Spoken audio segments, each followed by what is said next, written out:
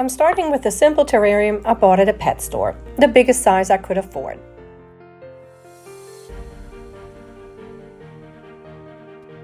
Measure how high you want your soil to go.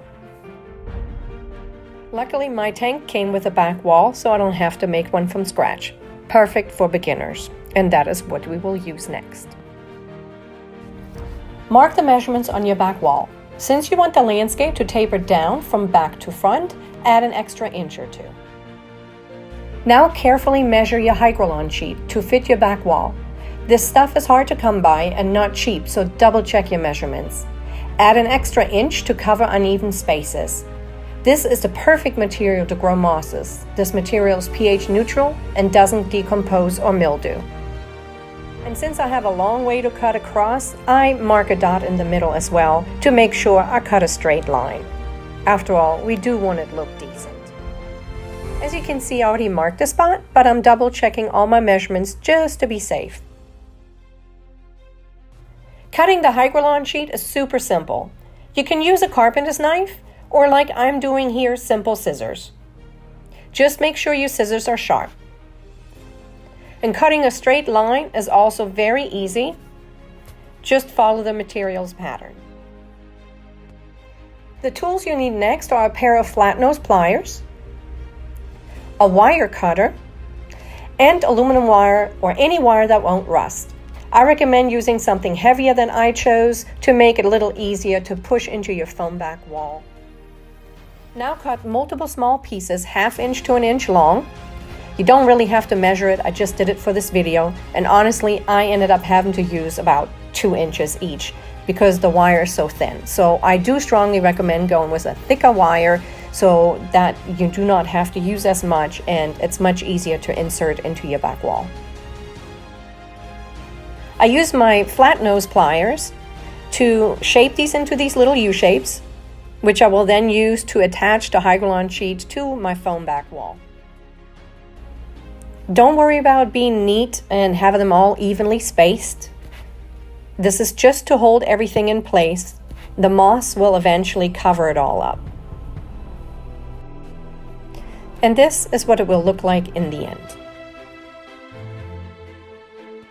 And since I knew I was going to do this little project for my snails, I started collecting mosses from outside and propagated them weeks in advance in home. I now place the moss on the hygrolon sheet, and I'm trying to attach the moss with as few pins as possible, just enough to hold it in place until it starts growing and attaching itself to the hygrolon sheet. And as you can see, I don't have enough moss propagated to cover the entire back wall, but that's okay, I'm not worried about it. I love watching it take shape and start growing all over it. It may take some time, but it's definitely worth it. And here you see the reason why I suggest a thicker wire than what I used. It is sometimes a little hard to push it through the foam board when it's this thin.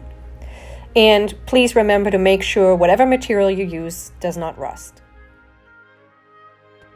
After standing the wall up, making a test run to see if the moss is properly attached, I noticed there are sections where the moss does kind of hang off the hygrolon sheet. We definitely don't want that. And so I went back and attached a few more pieces here and there.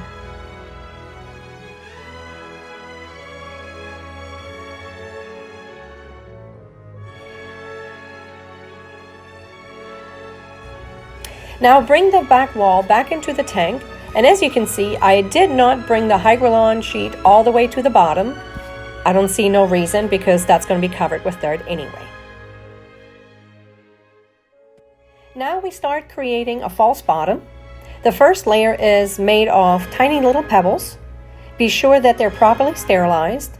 I do this by cooking mine on a stovetop for about 15 minutes. This layer doesn't have to be deep, just deep enough to keep moisture away from the dirt to keep it from spoiling and getting sour. For the next step, I cut mosquito screen to the size of the tank's bottom with 1 inch or so extra on each side. Be sure to use a material that will not rust or leak any toxins into your soil.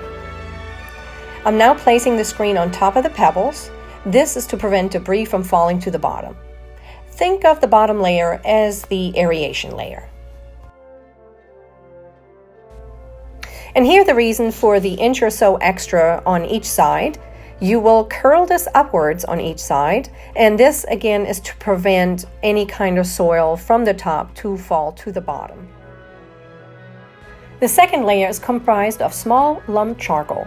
Be sure to use lumped charcoal and not briquettes or anything that has chemicals in it. This layer will purify the water or moisture that will seep through the bottom and will help prevent any mildewing or rotting of your soil. I then add reptile bark followed by coconut fiber. The coconut fiber is moist but not sopping wet. It is deeper on the back wall and slopes gradually to the front. And now the fun part, adding some plants. And for the final and top layer, I added sphagnum moss that has been thoroughly soaked in water. I collect rainwater since our tap water has chlorine in it. I wring it out and put a nice plush layer throughout the tank. Adding some decorations, and now it's time for your snails to call it their home. To help with the maintenance and the cleaning of the tank, I will add some isopods, but that will be on a separate video. These guys will help clean up the snail's waste and any decaying plant matter.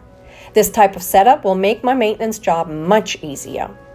All I got to worry about is finding the eggs and cleaning the glass, and the rest is just enjoyment. And this concludes on how to set up a very simple and quick guide to an almost self-maintaining snail vivarium.